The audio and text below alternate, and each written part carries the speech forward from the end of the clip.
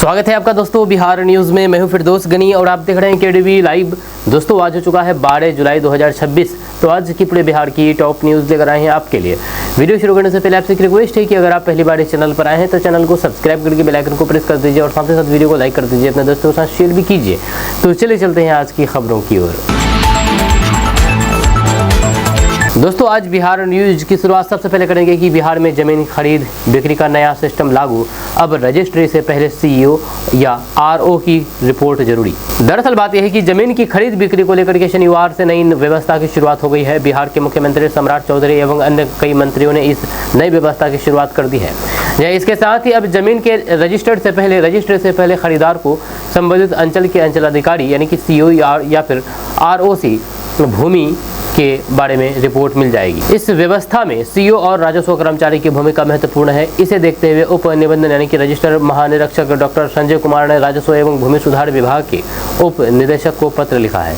इसमें सीईओ और आरओ यानी कि राजस्व अधिकारी से जमीन के आवेदन का समय से निष्पादन सुनिश्चित कराने का आग्रह किया है। यानी कि अगर आप कोई भी जमीन खरीदते हैं तो सबसे पहले जमीन खरीदने से पहले रजिस्ट्री से पहले आप सीईओ या फिर आरओ के पास जाकर के आप उसको दिखाएं और बताएं और पूछिए कि आखिर ये जो जमीन है ये जमीन सही है या गलत है, या किसी के पास पहले तो बेचने दिया है या फिर किसी और के नाम है या फिर कोई विवादित जमीन तो नहीं है। आरओ या फिर सीईओ आपको कह दे कि नहीं जमीन बिल्कुल ठीक है, जहाँ से ले रहे हैं उसी के नाम पर है, कोई गड़बड़ी नहीं है, तो आप ले सकते हैं, या फिर आप जमीन नहीं लीजिए, जिससे आप विवाद से बच जाएंगे। 3 मिनट तक हवा में लटका रहा सीएम सम्राट चौधरी का हेलीकॉप्टर, मंजर देख करके घबराए लोग। दरअसल बात यह है कि बिहार के हाजीपुर में कुछ ऐसा हुआ जिसे देख करके चंद मिनटों के लिए लोगों की सांसें अटक गई। बिहार के मुख्यमंत्री सम्राट चौधरी के हेलीकॉप्टर ने जैसे ही उड़ान भरी हुए 3 मिनट तक एक ही जगह पर अटक गया। ये मंजर देख करके नीचे खड़े लोग घबरा गए और फिर हाजीपुर के अक्षयवट राय स्टेडियम में भगदड़ मच गई। हालात बेकाबू होते देख करके एसडीपी और फिर एसपीजी खुद आगे आए और लोगों को कंट्रोल किया। हेलीकॉप्टर कुछ देर तक एक ही जगह मंडराता रहा। करीब 3 मिनट के बाद हेलीकॉप्टर वहां से चला गया, तब जाकर के लोग शांत हुए। आपके मन में सवाल होगा कि आखिर मामला क्या है। तो दरअसल गुरुवार को सीएम सम्राट चौधरी हाजीपुर पहुंचे थे। उन्होंने अक्षयवट राय स्टेडियम के हेलीपैड पर लैंड किया, जिसके बाद वह निरीक्षण करने हाजीपुर रजिस्ट्री ऑफिस पहुंचे। सम्राट चौधरी ने पेपरलेस रजिस्ट्री प्रोसेस की भी शुरुआत की। सारे काम निपटा करके वह वापस स्टेडियम पहुंचे और फिर वापस रवाना होने के लिए हेलीकॉप्टर में बैठ गए। लेकिन हेलीकॉप्टर के उड़ान भरते ही वह आगे नहीं बढ़ पाया और एक ही जगह पर मंडराने लगा। ये सब देख करके स्टेडियम में मौजूद एनडीए के नेता और फिर आम लोग डर गए। सभी लोगों को लगा कि शायद कोई बड़ा हादसा होने वाला है, लेकिन जैसे ही हेलीकॉप्टर आगे बढ़ा तब जाकर के सभी की जान में जान आई। देखते हैं कितने देर टिकते हैं प्रशांत किशोर का बांकीपुर में भाजपा के नए प्रत्याशी पर तंज। दरअसल बात है कि बिहार का बांकीपुर उपचुनाव काफी सुर्खियों में है। इसकी एक वजह प्रशांत किशोर की चुनावी एंट्री है, तो फिर दूसरी ओर बीजेपी ने प्रत्याशी बदल करके राजनीतिक का हलचल मचा दी है। इस बार प्रशांत किशोर ने चुटकी ली है और कहा कि देखते हैं नया प्रत्याशी कब तक टिकता है। दरअसल बीजेपी ने पहले बांकीपुर उपचुनाव के लिए अभिषेक कुमार बंटी को टिकट दिया था, लेकिन उन्होंने पारिवारिक कारणों का हवाला देते हुए अपना नामांकन वापस ले लिया। इसके साथ ही बीजेपी ने दूसरे उम्मीदवार नीरज कुमार सिन्हा को टिकट दे दिया। बीजेपी के इस नए फैसले पर बिहार की राजनीति एक बार फिर से गर्मा गई है। जनसुराज के संस्थापक प्रशांत किशोर ने कहा कि ये लोकतंत्र की ताकत है। जैसे ही लोग जाति धर्म पार्टी और फिर नेता से ऊपर उठ करके खड़े हुए, बीजेपी जैसी पार्टी का उम्मीदवार यहाँ से भाग खड़ा हो और उस क्षेत्र से भागा जहाँ पर बीजेपी का गढ़ कहा जाता है, जहाँ पर बीजेपी कहती थी कि कुत्ता बिल्ली को भी खड़े करेंगे तो फिर चुनाव जीत जाएगी। वहाँ आज उन्हें प्रत्याशी नहीं मिल रहा है। नितिन नवीन ने चारा घोटाला आरोपी के बेटे को दिलवाया टिकट, अभिषेक सिन्हा का नामांकन वापस, एफिडेविट में बातें छिपाई, जाने माता पिता को क्यों हुई थी सजा। दरअसल बात है कि बीजेपी के राष्ट्रीय अध्यक्ष नितिन नवीन की सीट बांकीपुर विधानसभा सीट पर होने वाले उपचुनाव में बीजेपी ने अपना कैंडिडेट बदल दिया है। आनंद फारण में नए उम्मीदवार का नाम घोषित किया है। अभिषेक सिन्हा का नाम इसलिए भी वापस लिया गया क्योंकि उनके पिता रविंद्र सिन्हा का नाम चारा घोटाले से जुड़ा हुआ पाया गया, जहाँ उनके पिता पर लालू यादव के साथ चारा घोटाले में 50,000 रुपये जुर्माना लगा था। इस बात की चर्चा छिड़ने लगी थी कि नितिन नवीन ने चारा घोटाले के आरोपी के बेटे को टिकट दिलवाया है। इससे पहले प्रशांत किशोर और फिर राजद इस मामले को मुद्दा बनाते अभिषेक सिन्हा ने अपना नामांकन वापस ले लिया। चुनाव आयोग के सूत्रों के अनुसार अभिषेक सिन्हा की मार्कशीट में गड़बड़ी पाई गई है, इस कारण से उनका नामांकन कैंसिल भी हो सकता था। बीजेपी ने इस फजीहत से बचने के लिए नामांकन वापस करवाया। वहीं पर अभिषेक सिन्हा के पिता Ravindra Prasad Sinha Messrs Magadh Chemicals Corporation नाम की कंपनी में मैनेजर थे। ये कंपनी चारा घोटाले में शामिल थी। रविंद्र प्रसाद पर अधिकारियों के साथ मिलकर के फर्जी बिलों के जरिए सरकारी खजाने से पैसे निकालने का आरोप था। डोरांडो ट्रेजरी केस में अवैध निकासी को लेकर के लालू प्रसाद यादव समेत 99 अभियुक्तों पर सीबीआई कोर्ट ने फैसला सुनाया था। लालू समेत 75 आरोपी दोषी करार दिए गए थे। इसमें रविंद्र प्रसाद भी शामिल थे। उन पर 50,000 रुपए का जुर्माना लगा था। सूत्रों के अनुसार अभिषेक ने नामांकन में गलत जानकारी दी थी। उन्होंने पढ़ाई से जुड़ी जानकारियां भी छुपाई गई थी। इस गलती की वजह से उनका नॉमिनेशन रद्द हो सकता था। ऐसे में भाजपा ने जोखिम नहीं लेने का फैसला किया। कटिहार के 25 गांव बनेंगे आदर्श ग्राम। 1 करोड़ तक मिलेंगे विकास कार्यों के लिए। AGAY ऐप से होगा सर्वे, अधिकारियों को मिला प्रशिक्षण। दरअसल बात है कि कटिहार में प्रधानमंत्री आदर्श ग्राम योजना के प्रभावी क्रियान्वयन के लिए शनिवार को 1 दिवसीय जिला स्तरीय कार्यशाला का आयोजन किया गया। कार्यशाला समाहरणालय स्थित NIC सभा कक्ष में हुई, जिसका उद्घाटन जिलाधिकारी आशुतोष द्विवेदी ने दीप प्रज्वलित करके किया है। कार्यशाला का मुख्य उद्देश्य योजना के तहत चयनित गाँव के सर्वांगीण विकास, सर्वेक्षण प्रक्रिया और फिर ऑनलाइन डेटा एंट्री की विस्तृत जानकारी देना था। इसमें जिला एवं प्रखंड स्तरीय अधिकारियों को मंत्रालय द्वारा विकसित अजय ऐप के माध्यम से आधारभूत आंकड़ों के संग्रहण और ऑनलाइन प्रविष्टि का परीक्षण भी दिया गया। जिले के 12 प्रखंडों से कुल 25 गांवों का चयन प्रधानमंत्री आदर्श ग्राम योजना के लिए किया गया है। इन गांवों में अनुसूचित जाति की आबादी 40% से अधिक या फिर 500 से अधिक है। योजना का लक्ष्य इन गाँवों को सड़क, पेयजल, स्वच्छता, शिक्षा, आंगनबाड़ी और नाली निर्माण जैसी सभी आवश्यक मूलभूत सुविधाओं से सुसज्जित करके आदर्श ग्राम के रूप में विकसित करना। प्रत्येक चयनित गांव के विकास के लिए 20 लाख रुपए से लेकर के 1 करोड़ रुपए तक की राशि उपलब्ध कराई जाएगी। विकास कार्यों के लिए 10 प्रमुख क्षेत्रों के अंतर्गत 50 मॉनिटर योग्य संकेतक निर्धारित किए गए हैं, जिनके आधार पर गाँव का सर्वेक्षण और फिर विकास का कार्य किया जाएगा। कश्मीरी युवक नाबालिग से शादी करने आया। बिहार के अररिया CWC और फिर पुलिस ने बाल विवाह होने से रोका। 35 वर्षीय युवक अरेस्ट। दरअसल बात है कि बिहार के अररिया शहर में एक नाबालिग लड़की से शादी करने आए जम्मू कश्मीर के एक युवक को उसके ही साथी के साथ पुलिस ने हिरासत में ले लिया है। चाइल्ड वेलफेयर कमेटी और नगर थाना पुलिस ने एक सामाजिक कार्यकर्ता की सूचना पर संयुक्त कार्रवाई करते हुए इस बाल विवाह को रोका है। पुलिस ने नाबालिग लड़की और फिर जम्मू कश्मीर के कुपवारा जिले से आए 35 वर्षीय युवक तथा उसके साथी को हिरासत में ले लिया है। दोनों के खिलाफ आगे की कानूनी कार्रवाई शुरू कर दी गई है। बताया गया है कि एक सामाजिक कार्यकर्ता ने चाइल्ड हेल्पलाइन नंबर पर शिकायत दर्ज कराई थी, जिसके शिकायत में एक नाबालिग की शादी जम्मू कश्मीर के एक युवक से कराए जाने की बात कही गई थी। युवक 35 वर्ष का था और लड़की नाबालिग थी, जिसकी वजह से इस शादी को रोक दी गई है और कश्मीरी युवक को हिरासत में ले लिया गया है। बिहार में फर्जी सिम का साइलेंट नेटवर्क। 5 साल में 38,50,000 कनेक्शन ब्लॉक। दरअसल बातें हैं कि बिहार में साइबर ठगी का सबसे बड़ा हथियार अब बंदूक नहीं बल्कि फर्जी सिम कार्ड बन चुके हैं। आर्थिक अपराध इकाई यानी कि EOU, दूरसंचार विभाग यानी कि DOT, पटना पुलिस और फिर साइबर थाना की 5 वर्षों की कार्रवाई से यह खुलासा हुआ है कि बिहार में जाली दस्तावेज, बायोमेट्रिक क्लोनिंग और प्री एक्टिवेटेड सिम के जरिए संगठित नेटवर्क खड़ा किया गया है। अब तक 38.5 लाख संदिग्ध सिम कार्ड ब्लॉक किए जा चुके हैं। हर साल कार्रवाई का दायरा बढ़ा है और फिर इसके साथ फर्जी सिम नेटवर्क की गहराई भी उजागर होती गई है। साल 2021-22 में 6,20,000 संदिग्ध सिम ब्लॉक हुए थे, जबकि 2025-26 में यह आंकड़ा बढ़ करके 20,40,000 तक पहुंच गया। बदले की आग में जल रहे हैं प्रशांत किशोर। बांकीपुर जीत करके सम्राट चौधरी को करेंगे अशांत। दरअसल बात है कि बिहार की सियासत में इस समय एक ही सवाल हर चौक चौराहों पर गूंज रहा है कि क्या प्रशांत किशोर बांकीपुर से जीत पाएंगे। बांकीपुर का ये उपचुनाव महज एक विधानसभा का सीट जीतने की लड़ाई है या फिर ये बिहार की राजनीति में आने वाले किसी बड़े तूफान का ट्रेलर है। राजनीतिक गलियारों में चर्चा तेज है कि नवंबर 2025 के विधानसभा चुनाव में मिली करारी हार का गम और उसके ठीक बाद बीजेपी द्वारा सम्राट चौधरी को मुख्यमंत्री की कुर्सी पर बिठा देना प्रशांत किशोर को बिल्कुल भी हजम नहीं हो रहा है। वह इस चुनावी हार की करकराहट को बांकीपुर में जीत दर्ज करके एक बड़ी सियासी खुशी में बदलना चाहते हैं। बीजेपी उम्मीदवार अभिषेक कुमार बंटी द्वारा अचानक अपना नाम वापस लेने वाली घटना को प्रशांत किशोर अब अपने तरह से जनता को बता रहे हैं। प्रशांत किशोर को बैठे बिठाए एक ऐसा मुद्दा हाथ लग गया जिसने पूरी बीजेपी को बैकफुट पर ला दिया है। शनिवार को पटना में पत्रकारों से बातचीत करते हुए प्रशांत किशोर बिल्कुल भी अलग रंग में नजर आए, जहां उनके तेवरों में एक आक्रामकता थी और बयानों में तीखा तंज। उन्होंने देश के चुनावी इतिहास का हवाला देते हुए कहा कि अमूमन जब भी कोई भी दल बीजेपी के खिलाफ चुनाव लड़ता है तो फिर विरोधियों के घर सीबीआई, ईडी और फिर इनकम टैक्स की रेड पर जाती है। विपक्षी उम्मीदवारों को डरा करके पाला बदलने पर मजबूर कर दिया जाता है, लेकिन बांकीपुर में इतिहास पलट गया।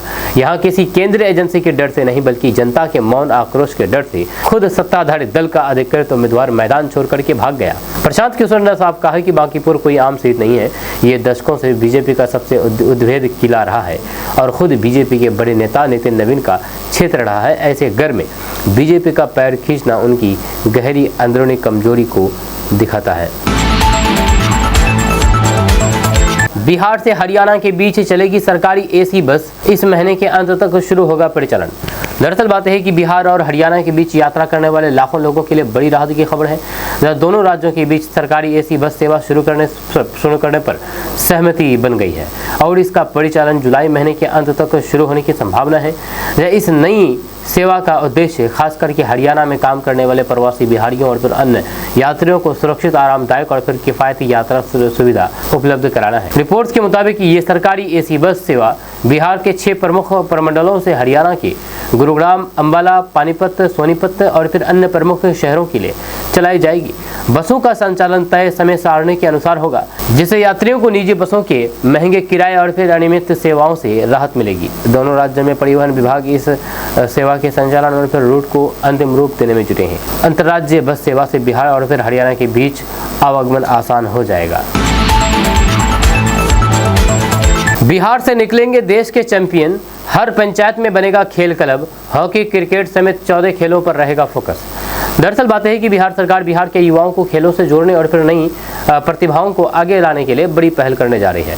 जहां सरकार ने फैसला लिया है कि बिहार की हर ग्राम पंचायतों में खेल क्लब बनाए जाएंगे ताकि गांव में रहने वाले बच्चों और फिर युवाओं को खेलों के बेहतर अवसर मिल सके। एथलेटिक्स समेत कुल 14 खेलों पर विशेष फोकस रहेगा। खिलाड़ियों को नियमित अभ्यास, स्थानीय स्तर पर प्रतियोगिताएं और आगे बढ़ने का मंच मिलेगा, जिससे ग्रामीण क्षेत्रों की प्रतिभाएं भी राष्ट्रीय स्तर तक पहुंच सकेंगी। जब सरकार का उद्देश्य पंचायत स्तर से ही खिलाड़ियों की पहचान करके उन्हें बेहतर प्रशिक्षण और फिर सुविधाएं उपलब्ध कराना है।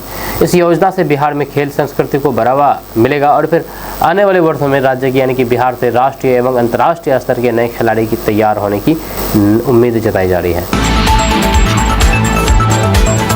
बिहार के इन 4 शहरों में 7,928 एकड़ जमीन का होगा अधिग्रहण, सैटेलाइट टाउनशिप के लिए मेगा प्लान तैयार। दरअसल बात है कि बिहार में ग्रीनफील्ड सैटेलाइट टाउनशिप परियोजनाओं को लेकर के तैयारियां तेज हो गई है। राज्य सरकार ने 4 शहरों में करीब 7,928 एकड़ जमीन अधिग्रहित करने की प्रक्रिया शुरू कर दी है। इसके लिए संबंधित जिलों के डीएम को सामाजिक प्रभाव आकलन कराने का निर्देश भी दिया गया है। इस मेगा परियोजना के तहत पटना में पाटलिपुत्र सैटेलाइट टाउनशिप के लिए 3008 एकड़, सारण के सोनपुर स्थित हरिहरनाथ टाउनशिप के लिए 2000 एकड़, गया के मगर टाउनशिप के लिए 1629 एकड़ और फिर मुजफ्फरपुर के तिरहुत टाउनशिप के लिए 1191 एकड़ जमीन का अधिग्रहण किया जाएगा। सरकार का कहना है कि इस योजना का उद्देश्य नियोजित शहरी विकास, आधुनिक बुनियादी ढांचे का निर्माण और नए आर्थिक गतिविधि केंद्र विकसित करना है। ग्रीनफील्ड सैटेलाइट टाउनशिप बनने से रोजगार, निवेश और आवासीय सुविधाओं को बढ़ावा मिलने की उम्मीद जताई जा रही है।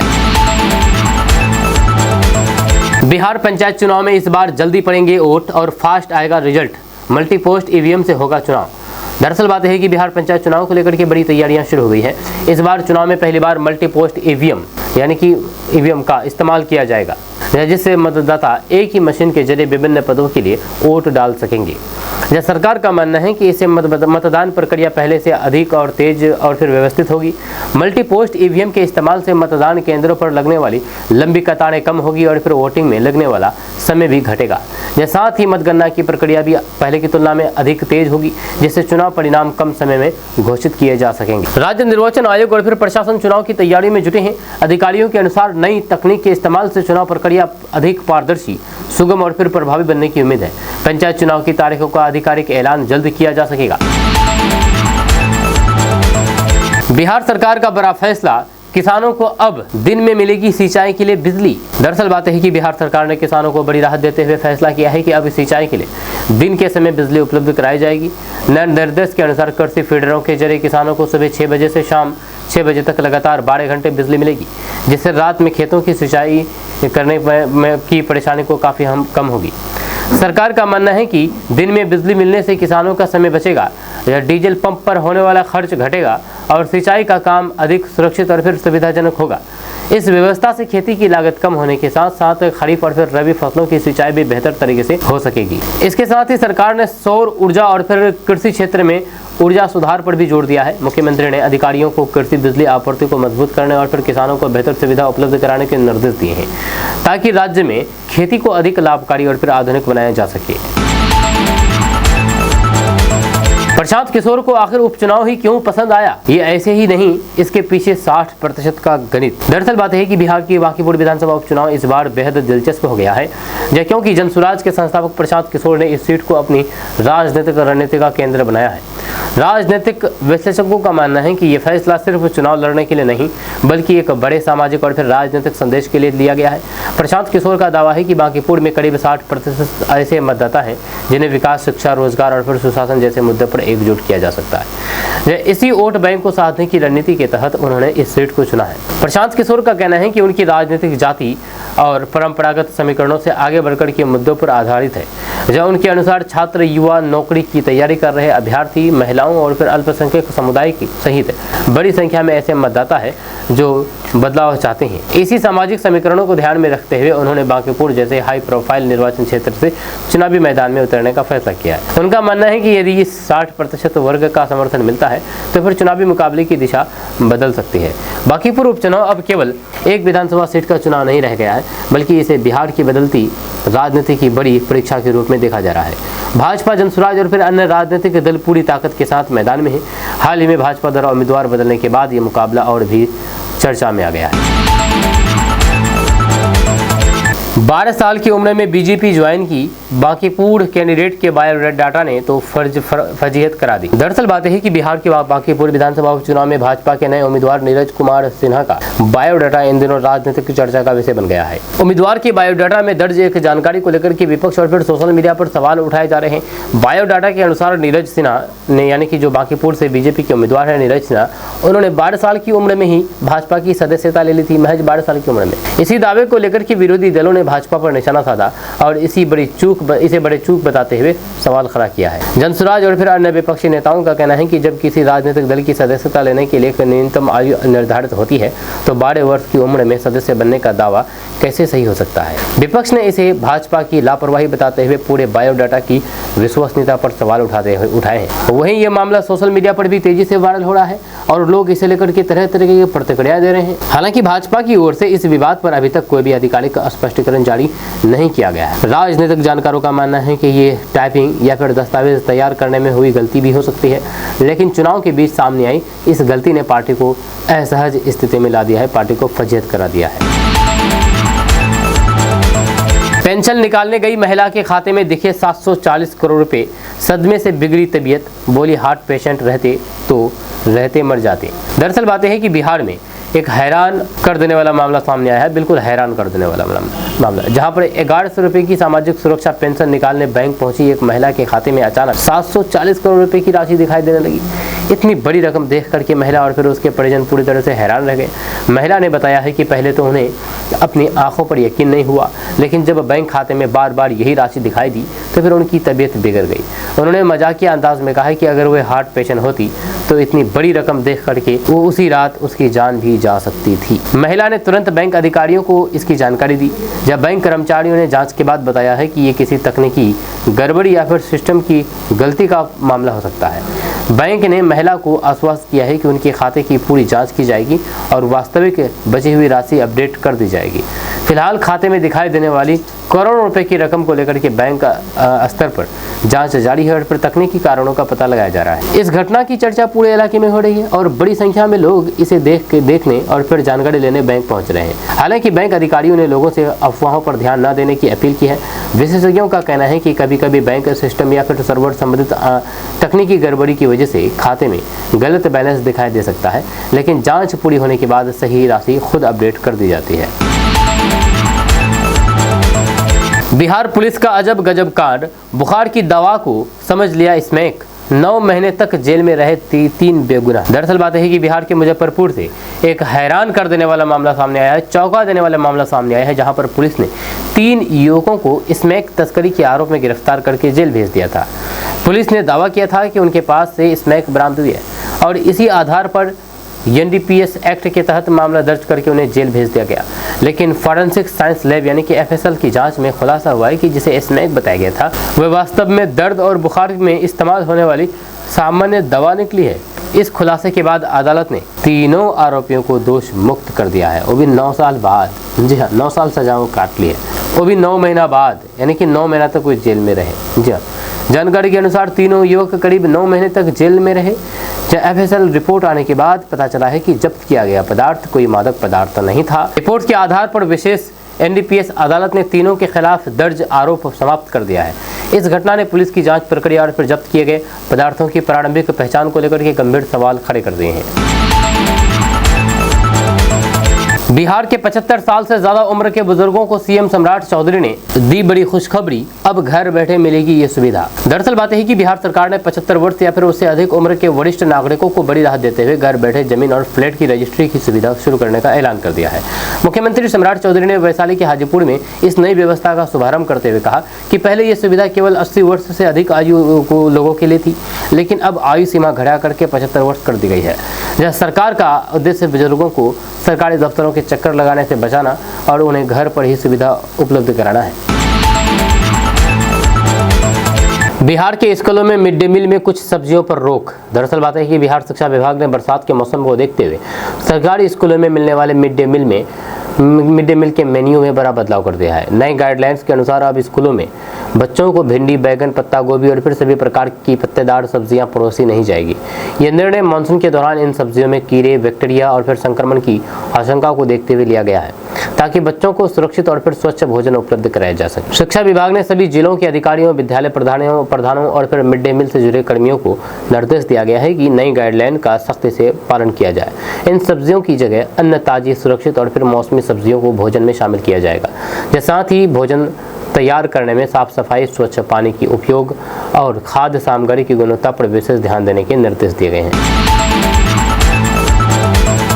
AI से हाईटेक होगी बिहार विधानसभा, सक्षम विधायक और फिर सशक्त विधानसभा के लिए सम्राट चौधरी का बड़ा ऐलान। दरअसल बात है कि बिहार विधानसभा को आधुनिक तकनीक से जोड़ने की दिशा में मुख्यमंत्री सम्राट चौधरी ने बड़ा ऐलान कर दिया है।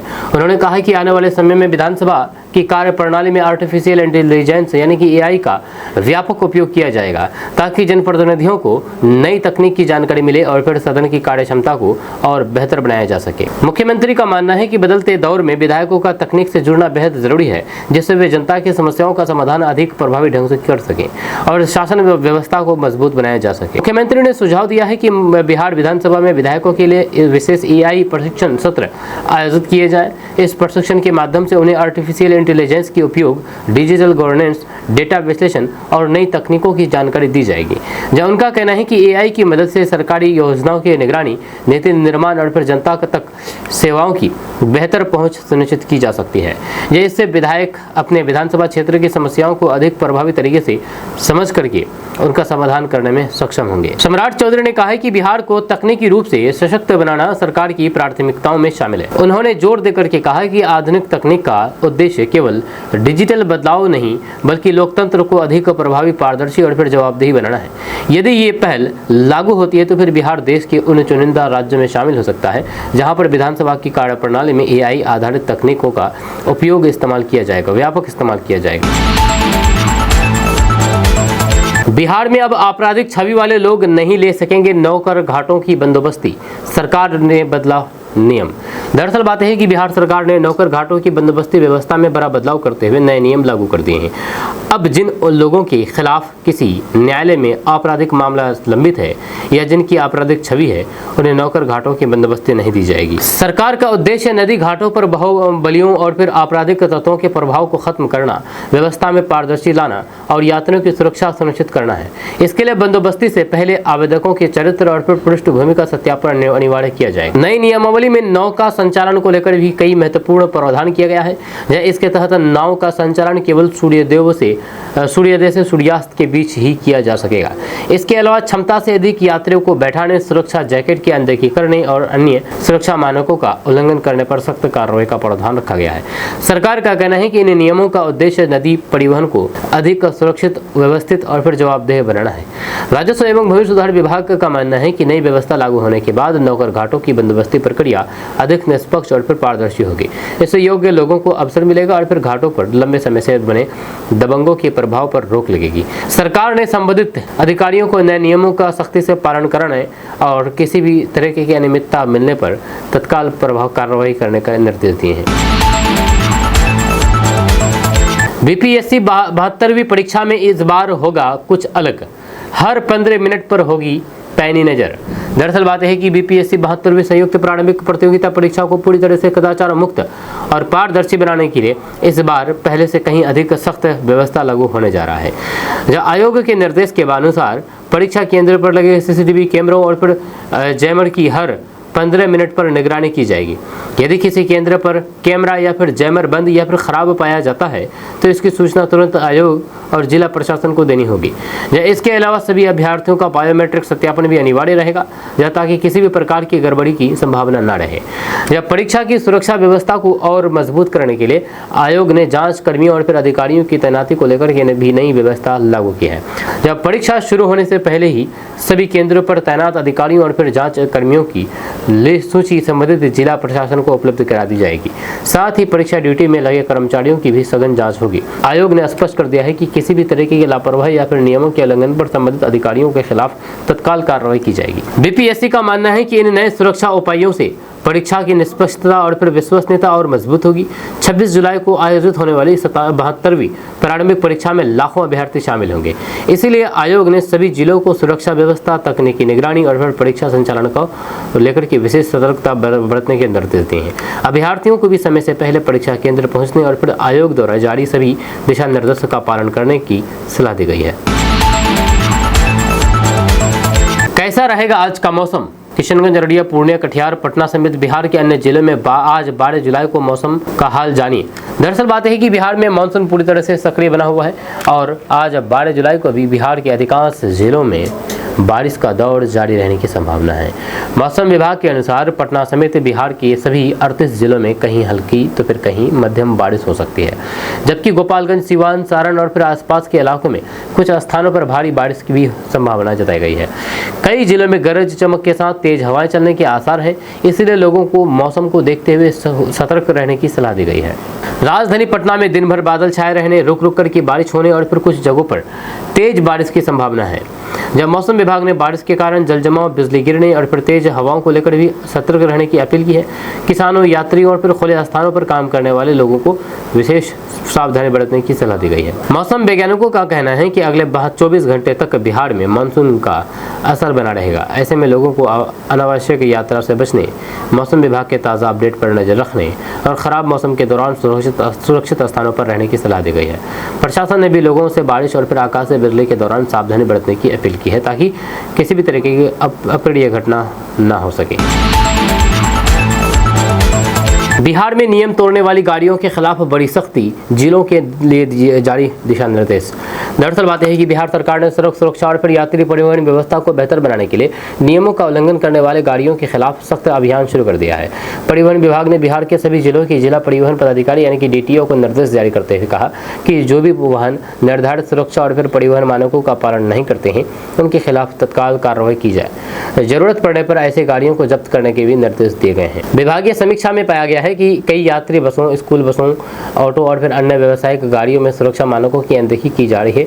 जहाँ कई बसों में इमरजेंसी डोर नहीं है, जबकि स्कूल वाहनों में ओवरलोडिंग, फर्स्ट एड बॉक्स, अग्निशमन यंत्र और अन्य जरूरी सुरक्षा सुविधाओं की भी कमी पाई गई है। परिवहन विभाग ने सभी जिलों में विशेष जांच अभियान चलाने, फिटनेस प्रमाण पत्र की नियमित जांच करने और फिर नियमों का पालन नहीं करने वालों गाड़ियों वाहन संचालकों पर जुर्माने तथा जब्ती की कार्रवाई करने के निर्देश दिए हैं। परिवहन विभाग ने यह भी कहा है कि स्कूल प्रबंधन और फिर वाहन मालिकों को सुरक्षा मानकों का पालन सुनिश्चित करने के लिए नोटिस जारी किया जाए। सरकार का उद्देश्य यात्रियों, विशेषकर कि स्कूली बच्चों की सुरक्षा यात्रा सुनिश्चित करना है। विभाग ने स्पष्ट कर दिया है कि फिटनेस फेल या फिर सुरक्षा मानकों का उल्लंघन करने वाले वाहन किसी भी स्थिति में सड़कों पर नहीं चलने दिए जाएंगे और सभी जिलों में इस अभियान की नियमित निगरानी की जाएगी। दोस्तों, किशनगंज से एक ऐसी खबर सामने आई है जो पूरे बिहार में चर्चा का विषय बन सकती है। शिक्षाविद प्रोफेसर डॉक्टर रकीब आलम ने प्रधानमंत्री कार्यालय यानी कि पीएमओ पोर्टल पर बिहार में अलग से मानवता एवं शांति मंत्रालय की स्थापना का सुझाव दिया था। इस सुझाव में उन्होंने समाज में बढ़ते नैतिक पतन, मनोवैज्ञानिक समस्याओं और सामाजिक शांति को मजबूत करने के लिए कई अहम सुझाव दिए। अब इस पर पीएमओ पोर्टल की ओर से जवाब भी आया है। आइए जानते हैं क्या है पूरा मामला। दरअसल अपने सुझाव में डॉक्टर रकीब आलम ने कहा कि वर्तमान समय में समाज में नैतिक मूल्यों की कमी, मनोवैज्ञानिक समस्याओं और फिर असामाजिक प्रवृत्तियों में वृद्धि देखने को मिल रही है। उन्होंने सुझाव दिया है कि राज्य के प्रत्येक पुलिस थाना, अस्पताल, स्कूल, पंचायत, न्यायालय और अन्य महत्वपूर्ण संस्थानों में क्लिनिकल साइकोलॉजिस्ट की नियुक्ति की जाए। साथ ही पुलिस कर्मियों, वकीलों और फिर न्यायाधीशों के लिए क्लिनिक साइकोलॉजी का विशेष प्रशिक्षण शुरू करने, नागरिकों में मानसिक स्वास्थ्य के प्रति जागरूकता बढ़ाने तथा नई शिक्षा नीति के अनुरूप नैतिक मूल्य, मानवाधिकार, महिला अधिकार, मनोविज्ञान और दर्शन की शिक्षा को बढ़ावा देने की बात कही गई है। अंत में उन्होंने राज्य में मानवता एवं शांति मंत्रालय की स्थापना का प्रस्ताव रखा है। इस सुझाव पर प्रधानमंत्री कार्यालय की ओर से कार्रवाई के बाद मामला बिहार सरकार के सामान्य प्रशासन विभाग को भेजा गया। 18 जून 2026 को इस मामले का निस्तारण करते हुए दर्ज किया गया कि शिकायत का आंशिक रूप से निवारण किया गया है और टिप्पणी में लिखा गया है, RTLT redressing the grievance, thanks for your suggestion. Kishanganj जिले के कोचाधामन प्रखंड से शिक्षा व्यवस्था की बदहाली की एक तस्वीर सामने आई है। यहाँ एक ऐसा प्राथमिक विद्यालय है जहाँ बच्चों को पढ़ाई से पहले कीचड़, पगडंडी और जान का खतरा पार करना पड़ता है। इतनी ही नहीं, बुरी कनकई नदी का कटाव अब स्कूल के अस्तित्व पर भी संकट बनकर मंडरा रहा है। ग्रामीणों का आरोप है कि वर्षों से शिकायत के बावजूद अब तक कोई अस्थायी समाधान नहीं किया गया। किशनगंज जिले के कोचाधामन प्रखंड की बड़ी जान पोठीमारी जागीर पंचायत स्थित प्राथमिक विद्यालय दुर्गापुर उत्तर टोला इन दिनों गंभीर संकट का सामना कर रहा है। एक तरफ विद्यालय तक पहुंचने के लिए कोई पक्की सड़क नहीं है, वहीं दूसरी ओर बूढ़ी कनकई नदी का लगातार हो रहा कटाव अब विद्यालय के अस्तित्व के लिए भी खतरा बन गया है। बताया जा रहा है कि विद्यालय नदी से महज 25 से 30 मीटर की दूरी पर स्थित है। हर साल बरसात के मौसम में नदी का कटाव स्कूल की ओर बढ़ता जा रहा है, जिससे ग्रामीणों और शिक्षकों की चिंता लगातार बढ़ रही है। सबसे बड़ी समस्या यह है कि मुख्य सड़क से विद्यालय तक पहुंचने के लिए कोई अप्रोच रोड नहीं बनाई गई है। ऐसे में शिक्षक और छात्र खेतों के बीच बनी संकरी पगडंडी से होकर स्कूल पहुंचते हैं।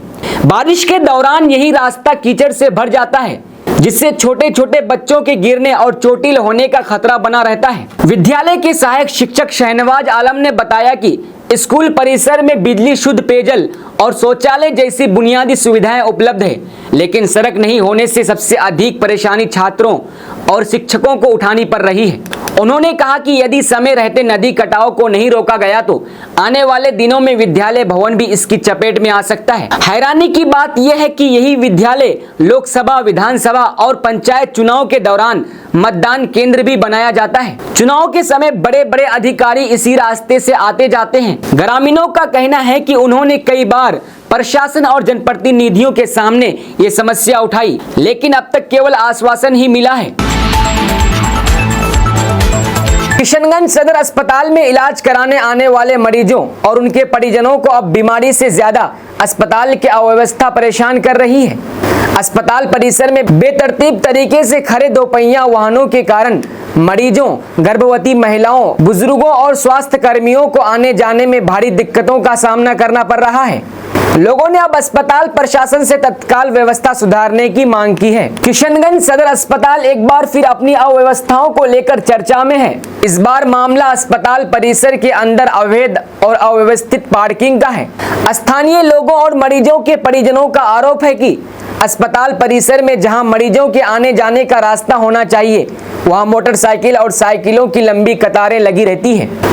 इससे मरीजों को काफी परेशानी का सामना करना पड़ रहा है। बताया जा रहा है कि अस्पताल भवन के मुख्य प्रवेश द्वार से लेकर विभिन्न वार्डों के आसपास तक दोपहिया वाहन खड़े कर दिए जाते हैं। कई जगहों पर हालात ऐसे हैं कि स्ट्रेचर, व्हीलचेयर और मरीजों को ले जाने में भी कठिनाई होती है। सबसे ज्यादा परेशानी गर्भवती महिलाओं, बुजुर्ग मरीजों और गंभीर रूप से बीमार लोगों को उठानी पड़ रही है, जिन्हें भीड़ और वाहनों के बीच से होकर गुजरना पड़ता है। अस्पताल आने वाले लोगों का कहना है कि परिसर में नियमित पार्किंग व्यवस्था नहीं होने और निगरानी की कमी के कारण लोग अपनी सुविधा के अनुसार कहीं भी वाहन खड़ा कर देते हैं। धीरे धीरे मरीजों के लिए बने रास्ते अस्थायी पार्किंग स्थल में बदल गए हैं। इससे न केवल आम लोगों को परेशानी होती है, बल्कि आपातकालीन सेवाओं पर भी इसका असर पड़ सकता है। स्थानीय नागरिकों का कहना है कि यदि किसी गंभीर मरीज को तुरंत इमरजेंसी वार्ड तक पहुंचाना हो या एम्बुलेंस को तेजी से अस्पताल परिसर में प्रवेश करना हो तो इस तरह की अव्यवस्थित पार्किंग बड़ी बाधा बन सकती है।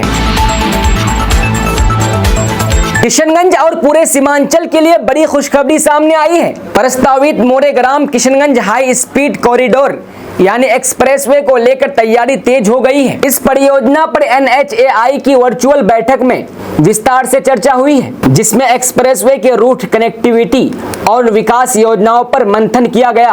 दावा किया जा रहा है कि ये परियोजना किशनगंज, कटिहार और पूर्णिया समेत पूरे सीमांचल की तस्वीर बदल सकती है। किशनगंज को देश के आधुनिक एक्सप्रेसवे नेटवर्क से जोड़ने की दिशा में एक महत्वपूर्ण कदम उठाया गया है। प्रस्तावित मोरेग्राम किशनगंज हाई स्पीड कॉरिडोर को लेकर भारतीय राष्ट्रीय राजमार्ग प्राधिकरण यानी NHAI द्वारा आयोजित वर्चुअल बैठक में परियोजना की विस्तृत समीक्षा की गई। बैठक में तकनीकी विशेषज्ञों, प्रशासनिक अधिकारियों और जनप्रतिनिधियों ने एक्सप्रेसवे के रूट, पुल निर्माण, संपर्क मार्ग और क्षेत्रीय विकास से जुड़े कई महत्वपूर्ण पहलुओं पर चर्चा की। बैठक में शामिल कदवा विधायक दुलाल चंद्र गोस्वामी ने कहा कि ये परियोजना केवल एक सड़क नहीं बल्कि सीमांचल के विकास का नया अध्याय साबित होगी।